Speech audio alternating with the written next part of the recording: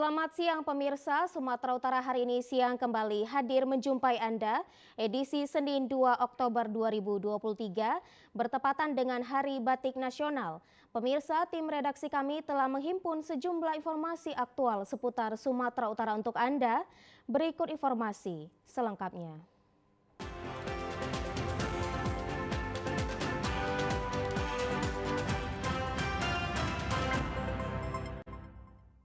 Pemirsa, informasi pertama diduga akibat arus pendek listrik dari mesin, 2 unit kapal ikan jenis Pukat Katrol di Belawan ludes terbakar.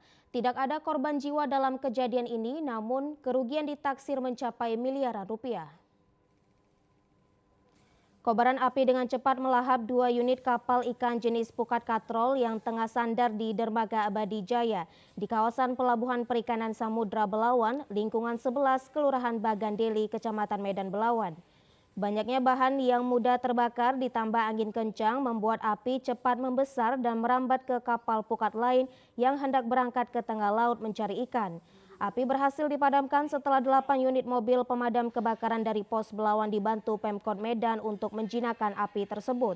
Lurah Bagandeli Azwar Rifai Siregar mengatakan awalnya api terlihat pada pukul 6 sore. Kedua kapal ikan yang baru diisi bahan bakar akan berangkat ke laut yang terhenti setelah melihat percikan api muncul dari mesin kapal dan semakin membesar.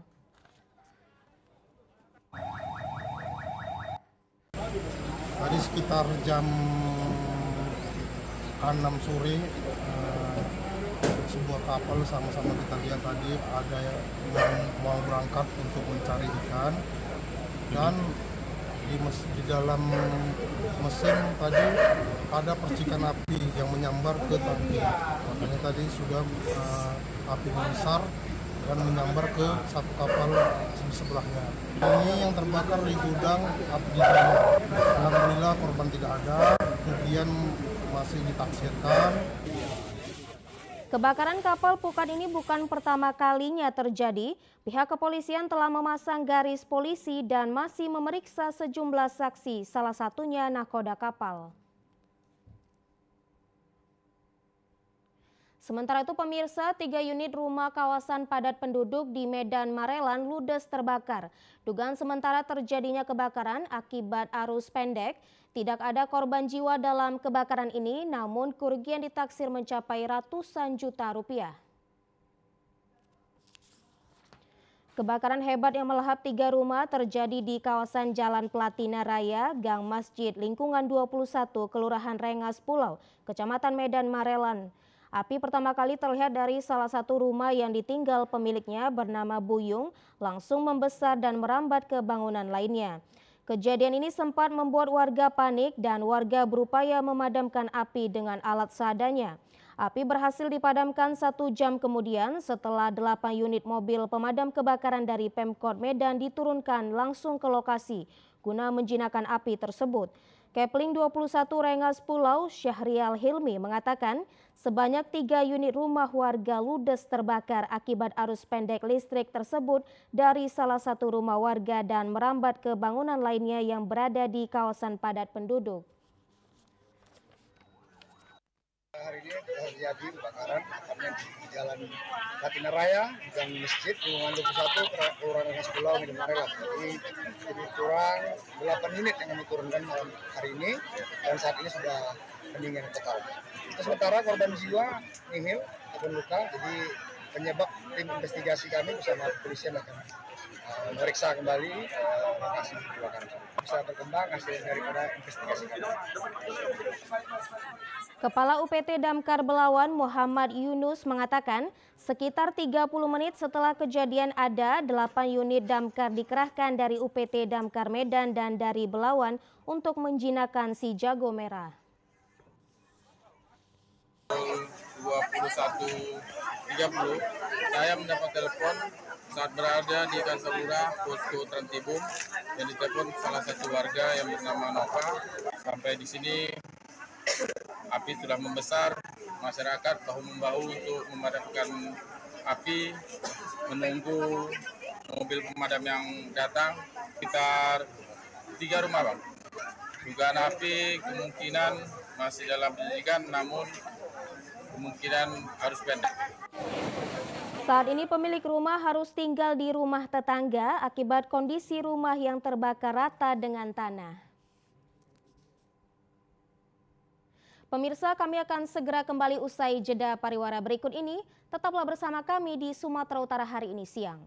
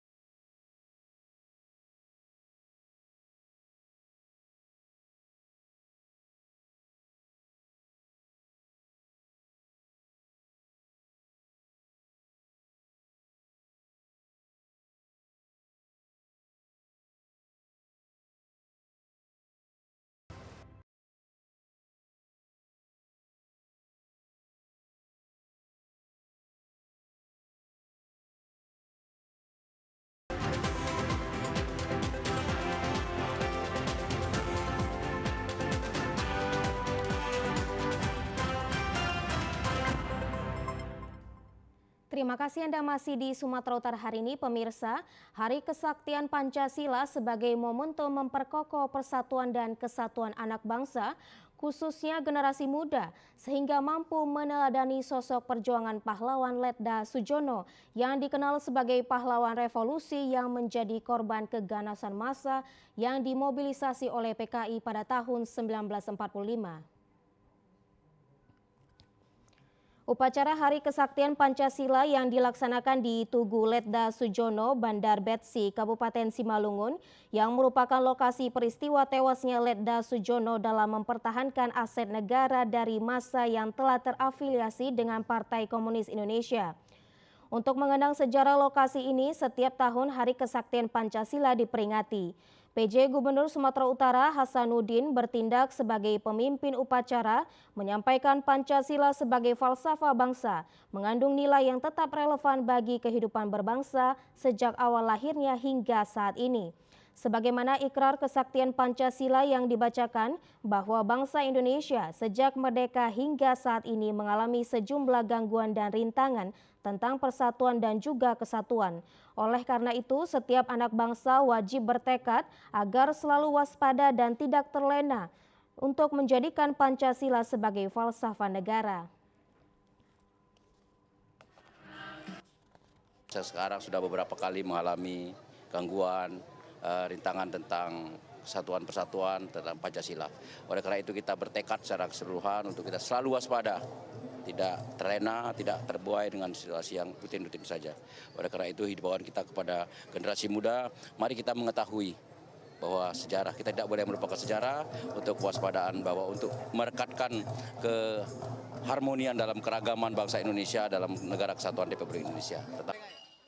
Wakil Ketua DPRD Sumatera Utara Harun Mustafa Nasution yang membacakan ikrar Hari Kesaktian Pancasila mengatakan sejalan dengan isi ikrar yang dibacakan agar seluruh anak bangsa khususnya generasi muda untuk mengetahui kejadian masa lampau yang dapat mengganggu persatuan dan kesatuan NKRI. Jika seluruh generasi muda menjadikan Pancasila sebagai falsafah negara, Indonesia akan tumbuh menjadi bangsa yang lebih kuat. Pendalaman Pancasila ke adik-adik kita yang lebih muda, tapi tentu harus dipahami betul seperti kita lihat tadi kejadian-kejadian yang lalu, dan ini kita mengharapkan tidak terulang lagi kembali di kemudian hari. Mungkin untuk anak-anak adik-adik lebih banyak belajar tentang bagaimana memahami siapa dulu pejuang-pejuang kita, siapa yang memerdekakan, dan tentu harus kita jalankan dengan baik ke depan karena beliau adik-adik kita itu generasi kita ke depan. Usai upacara, pemerintah Provinsi Sumatera Utara memberikan bingkisan dan santunan kepada keluarga Letda Sujono sebagai pahlawan anumerta korban PKI. Pemirsa, batik mangrove asal pesisir Batubara semakin dikenal masyarakat luas karena selain coraknya yang menarik, bahan pewarna yang digunakan juga berasal dari pohon mangrove yang sangat ramah lingkungan. Batik motif mangrove dan biota laut pesisir Kabupaten Batubara, Sumatera Utara ini dikelola oleh ibu-ibu yang berada di kawasan hutan mangrove. Bermodalkan mengikuti sejumlah pelatihan dan belajar melalui media sosial, beberapa kaum ibu di pesisir Batubara tengah mengembangkan batik dengan corak mangrove dan biota laut. Batik mangrove yang dicetak di kain katun dan piskos ini memiliki kesulitan tersendiri karena masih menggunakan peralatan manual. Meski memiliki tanganan dan menyelesaikan satu helai kain membutuhkan waktu yang cukup lama, tidak menyurutkan semangat para pelakunya karena hasil yang sudah selesai memberikan kepuasan tersendiri. Apalagi saat ini banyak masyarakat yang datang untuk melihat sekaligus memesan kain batik ini untuk dijadikan sebagai bahan pakaian. Kadis Koperasi UKM Kabupaten Batubara, Rahmat Kaidir Lubis mengaku Kabupaten Batubara sejak dahulu hingga saat ini sangat mengedepankan UKM wastra lewat kain songket dan saat ini akan mendukung penuh keberadaan pengrajin batik mangrove karena limbahnya sangat ramah lingkungan. Selain itu, melalui keberadaan batik mangrove dapat memperkenalkan hutan mangrove yang saat ini dijadikan sebagai objek wisata di Kabupaten Batubara. Sebagai bukti dukungan pemerintah, pengrajin akan diikutkan pelatihan di Pekalongan sehingga dapat mengembangkan batik mangrove Batubara.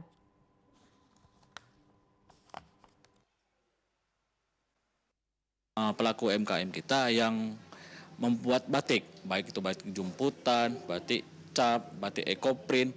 Nah, salah satunya di sini ada batik mangrove yang berada di Kecamatan 50 Pesisir, Kabupaten Batubara. Harapan saya di Hari Batik nanti di tanggal 2 Oktober, para pengrajin batik tetap semangat, tetap melakukan yang terbaik buat ciri khas yang ada di daerah masing-masing hingga batik di daerah itu lebih terkenal di Indonesia, terutama di batik mangrove di Kabupaten Batubara ini. Salah seorang pengrajin batik mangrove, Sarmila, mengaku setelah menggeluti batik mangrove ini, banyak produk batik yang dihasilkan, mulai dari shell dan juga bahan pakaian. Setiap pengrajin memiliki keahlian masing-masing seperti membuat pola, mencanting hingga pewarnaan. Kolaborasi tim yang ada dapat menghasilkan batik yang menarik. Para pelaku batik mangrove berharap agar pemerintah dapat membantu mereka untuk mempromosikan hasil karya yang sudah ada. Alam, ada pewarnaan alam dari kulit kayu, batang kayu, bahkan akar dan buah juga. Motifnya kita kalau nggak biota laut itu mangrove. Harapan kita ingin lebih dikenal lagi, Pak. Kita ingin dikenal keluar gimana kita itu ada di sini gitu, di Batubara ini, khususnya Partai Sejarah kita udah punya batik. Saya maunya itu dari pemerintahan, kalau mau bikin seragam, dari perkantoran atau dinas-dinas, bahkan sekolah, pingin mau di sini gitu loh, Pak. Pada Hari Batik yang diperingati hari ini, para pengrajin batik mangrove di Batubara ingin agar hasil karya yang sudah ada dapat dikenal masyarakat luas, apalagi motif yang ada memiliki ciri khas mangrove Batubara. Pemirsa, motif ekoprint menggunakan bahan dasar daun yang terdapat di lingkungan sekitar yang menambah khasana kain etnik Nusantara sekaligus menjaga kelestarian lingkungan karena limbahnya tidak berbahaya. Kain ekoprint di Sumatera Utara tengah digalakan oleh sejumlah pelaku UMKM wastra khususnya di Kota Sibolga. Tren gaya hidup dan seruan pemerintah untuk ramah lingkungan adalah hal yang mendasari pelaku UMKM untuk terus menghasilkan karya lewat ekoprint. Motif ekoprint yang pada umumnya berupa daun menjadikan kain yang dihasilkan lebih menarik dan indah untuk dijadikan bahan pakaian dan sarung. Warna kain ekoprint juga lebih tahan lama dan tidak luntur sebab proses pembuatannya yang membutuhkan waktu yang cukup lama sehingga hasilnya juga sangat berkualitas. Pelaku ekoprint di Kota Sibolga, Emiliana, menjelaskan pembuatan kain ekoprint membutuhkan waktu yang cukup lama, menjadikan harga satu kain ekoprint juga cukup mahal, namun kualitasnya sangat dijamin karena terbuat dari warna alami. Saat ini pemasaran kain ekoprint asal Kota Sibolga dipromosikan pada setiap pameran UMKM baik di skala lokal, provinsi hingga nasional. Guna menciptakan hasil ekoprint menjadi corak yang kekinian, Dinas Koperasi UMKM Sibolga mengikut sertakan pelaku ekoprint mengikuti sejumlah pelatihan untuk mengupgrade pengetahuannya sehingga karya yang akan dihasilkan menjadi lebih kekinian sesuai dengan keinginan pasar. Sejalan dengan gerakan ramah lingkungan dan mengurangi limbah yang merusak lingkungan, masyarakat juga akan semakin mencintai kain ekoprint. Untuk satu lembar kain ekoprint, prosesnya itu 1 minggu. Hambatan yang saya alami di mana bahan baku untuk ekoprint ini saya membelinya dari Pulau Jawa. Jadi sehingga untuk harga di Sibolga itu kain ekoprint ini terbilang mahal. Untuk kedepannya saya akan selalu tetap dibimbing oleh dinas-dinas terkait untuk lebih memasarkan kain ekoprint saya ini. Saya juga berharap agar untuk kedepannya bukan hanya saya saja yang memproduksi kain ekoprint, sehingga akan banyak muncul pembuat ekoprint lain yang ada di Kota Sibolga. Pendamping pelaku UMKM Wastra Dinas Koperasi UMKM Kota Sibolga, Joni Harahap, mengaku sangat konsen dalam memberikan pendampingan kepada pelaku ekoprint agar karya yang dibuat dapat meningkatkan geliat UMKM di Kota Sibolga. Pelaku ekoprint untuk tumbuh di Sibolga dan kita lakukan terus pendampingan seperti legalitas, produksi ini mungkin terkait bahan baku yang mungkin agak sedikit mahal karena harus mengambil dari luar Kota Sibolga atau ke Pulau Jawa.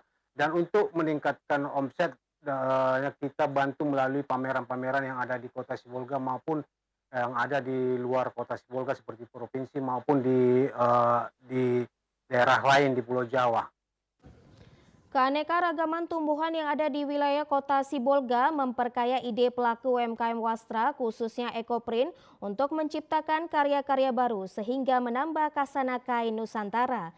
Melalui pembuatan kain Nusantara diharapkan mampu meningkatkan pertumbuhan ekonomi kerakyatan sekaligus meningkatkan pertumbuhan ekonomi Kota Sibolga.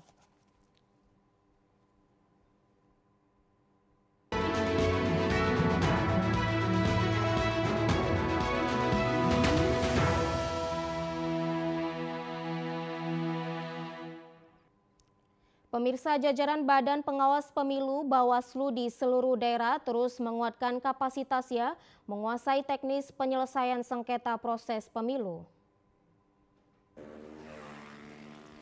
Peraturan Badan Pengawas Pemilihan Umum Republik Indonesia Nomor 9 Tahun 2022 tentang tata cara penyelesaian sengketa proses pemilihan umum serta petunjuk teknis pelaksanaannya wajib dikuasai oleh jajaran Bawaslu.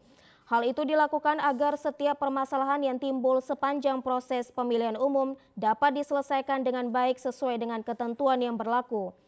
Ketua Divisi Penanganan Pelanggaran dan Penyelesaian Sengketa Bawaslu Kota Gunung Sitoli, Nur Alian Lase menjelaskan penguatan kapasitas kepada jajaran Bawaslu, khususnya yang bernaung pada Divisi Penanganan Pelanggaran dan Penyelesaian Sengketa termasuk pegawai Sekretariat Bawaslu dan Panwascam kini terus dibenahi. Dijelaskan Nur Alian Lase, persiapan saat ini mendalami secara simulatif alur permasalahan termasuk objek sengketa yang biasanya rawan terjadi, serta langkah mediasi dan judikasi terhadap penanganan pelanggaran dan penyelesaian sengketa pemilihan umum. Hal tersebut telah mengacu pada keputusan Ketua Bawaslu RI Nomor 3 Tahun 2023 tentang petunjuk teknis penyelesaian sengketa proses pemilihan umum. Sudah mengikuti pelatihan atau BIMT yang dilaksanakan oleh Bawaslu RI terkait dengan penyelesaian sengketa proses. Maka sepulang dari sana saya membenahi kawan-kawan yang bergabung di Divisi Penanganan Pelanggaran dan Penyelesaian Sengketa. Pastinya kan karena sesuai Perbawaslu ya, Perbawaslu 9 tahun 2022 bahwa objek sengketa proses itu adalah berita acara atau putusan yang dikeluarkan oleh KPU. Maka di kami di Bawaslu Kota Gunung Sitoli adalah mempersiapkan itu termasuk membahas terkait dengan bagaimana alurnya ya, dan kemungkinan kami akan merencanakan untuk melaksanakan simulasi. Untuk memantapkan penguasaan terhadap tata cara penyelesaian sengketa proses pemilihan umum, nantinya lebih jauh dilaksanakan pertemuan rutin yang melibatkan jajaran Bawaslu Kota Gunung Sitoli, yakni Panwascam serta melibatkan elemen masyarakat. Seluruh rangkaian kegiatan Bawaslu yang menggunakan keuangan negara pada operasionalnya dilakukan semata untuk mewujudkan pemilihan umum serentak tahun 2024 berjalan dengan baik. Sementara itu pemirsa, pelanggaran puluhan baliho dan alat peraga kampanye yang ditempatkan di sejumlah ruang publik di Kota Gunung Sitoli luput dari pengawasan Badan Pengawas Pemilu Kota Gunung Sitoli karena mengganggu sejumlah pengguna jalan. Maraknya baliho dan alat kampanye ilegal yang terpasang di sejumlah sudut kota wilayah Gunung Sitoli saat ini tidak diketahui oleh Bawaslu. Pemasangan puluhan baliho tersebut diduga dilakukan oleh oknum simpatisan peserta pemilu. Sejauh ini Bawaslu Kota Gunung Sitoli menyatakan belum ada ketetapan kawasan yang menjadi lokasi pemasangan alat peraga kampanye pemilu tersebut, sehingga puluhan baliho yang terpasang disinyalir ilegal. Sejauh ini Komisi Pemilihan Umum di semua tingkatan belum menetapkan daftar calon tetap atau DCT, baik anggota DPRD Kabupaten Kota, DPRD Provinsi, DPR RI, dan DPD RI, serta calon presiden. Ketua Divisi Penanganan Pelanggaran dan Penyelesaian Sengketa Bawaslu Kota Gunung Sitoli, Nur Alian Lase, menegaskan sebagaimana tahapan pemilu, batas akhir pencermatan daftar calon sementara atau DCS adalah tanggal 3 Oktober 2023. Sementara penetapan daftar calon tetap atau DCT anggota legislatif baru dilaksanakan pada 3 November 2023 mendatang. Terkait maraknya baliho dan alat peraga kampanye yang diduga tidak menyesuaikan ketentuan, Bawaslu Kota Gunung Sitoli sejauh ini hanya memberikan himbauan dan pencegahan agar tidak terjadi pelanggaran pemilu di daerah tersebut. Bawaslu Kota Gunung Sitoli menghimbau semua pihak dan peserta pemilu agar taat terhadap ketentuan tahapan pemilu yang sedang berlaku. Penyelenggara pemilu itu baru dikatakan seorang calon apabila sudah ditetapkan oleh KPU Kota Gunung Sitoli khususnya. Nah, sesuai dengan tahapan PKP, sesuai dengan tahapan bahwa tanggal 3 November akan keluar pengumuman ya daftar calon tetap yang akan disampaikan oleh KPU.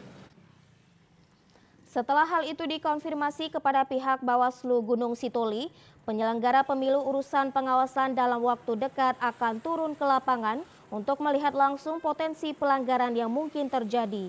Semua pihak termasuk peserta pemilu diminta Bawaslu setempat untuk taat pada ketentuan kepemiluan sehingga pelaksanaan pesta demokrasi dapat berjalan dengan baik. Pemirsa, guna persiapan dan pematangan menuju Pekan Olahraga Nasional 2024 di Sumatera Utara Aceh, tim Wusu Sumut terus menggenjot latihan fisik dan teknik agar nantinya memberikan yang terbaik di ajang paling bergengsi dalam skala nasional ini.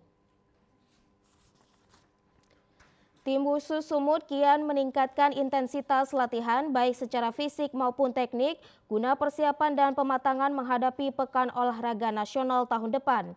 Terlebih Sumatera Utara yang menjadi salah satu tuan rumah penyelenggaraan event olahraga nasional terbesar ini menjadi motivasi tersendiri bagi para atlet untuk memberikan kemampuan terbaiknya dan memperoleh medali emas. Terkhusus bagi kategori Wusu Sanda, latihan fisik dan teknik menjadi hal yang dipusatkan perhatian oleh tim pelatih. Sebab dari dibangunnya kekuatan fisik akan memudahkan atlet untuk menerapkan teknik dan jurus untuk meraih kemenangan nantinya. Pelatih Wusu Sumatera Utara Neri Agus Manulang mengatakan hingga saat ini Wusu masih menjadi olahraga primadona dan selalu menyumbangkan medali emas bagi Provinsi Sumatera Utara dalam ajang Pekan Olahraga Nasional. Dirinya pun berharap pengurus KONI Sumatera Utara maupun pemerintah dapat memenuhi keinginan mereka untuk melakukan training camp di Cina sebagai negara asal olahraga Wusu. Persiapan ini mungkin kita sudah menuju ke sparring-sparring karena mengingat waktunya tinggal tidak lebih dari 1 tahun lagi. Kita lebih banyak sparring, lebih banyak untuk koordinasi gerakan. Di akhir Oktober itu kita ada kejuaraan daerah khusus untuk yang Santa yang akan diadakan di Tebing Tinggi tanggal 31 sampai dengan 4 November. Dengan melakukan training camp di Cina, diharapkan para atlet dapat menimba ilmu sekaligus mengukur kemampuannya di negara asal olahraga wushu tersebut. Sementara itu pemirsa, bermain di hadapan ribuan pendukungnya di Stadion Teladan Medan, PSMS berhasil meraih kemenangan perdananya di kompetisi Liga 2 musim ini.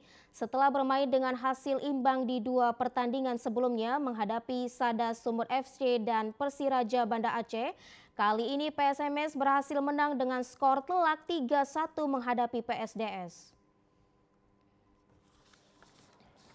Tak ingin kembali gagal meraih poin penuh di kandang seperti pada laga sebelumnya menghadapi Persiraja Banda Aceh, PSMS Medan bermain ngotot dan menyerang sejak awal peluit pertandingan dibunyikan. Kombinasi penyerang asing PSMS Medan Mateus Souza dengan Rahmat Hidayat di lini depan terlihat bermain menyerang pada pertandingan kali ini. Terbukti pada menit ke-19, PSMS berhasil memecah kebuntuan dengan mencetak 1 gol ke gawang PSDS Deli Serdang. Memasuki pertengahan babak pertama, PSDS Deli Serdang tampak meningkatkan ritme permainan sehingga beberapa kali merepotkan barisan pertahanan PSMS Medan. Berbagai serangan dan peluang berhasil diciptakan PSDS namun belum berhasil membobol gawang PSMS hingga jeda babak pertama.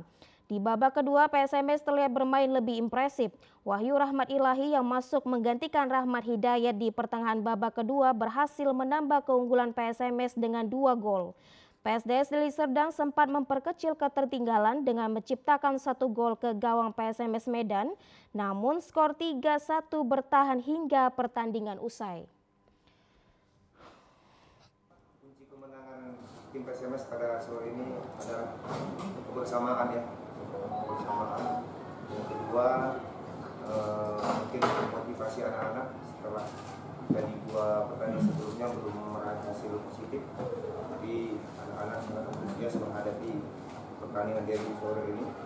Ya, alhamdulillah kita panjatkan syukur kita diberikan kemenangan.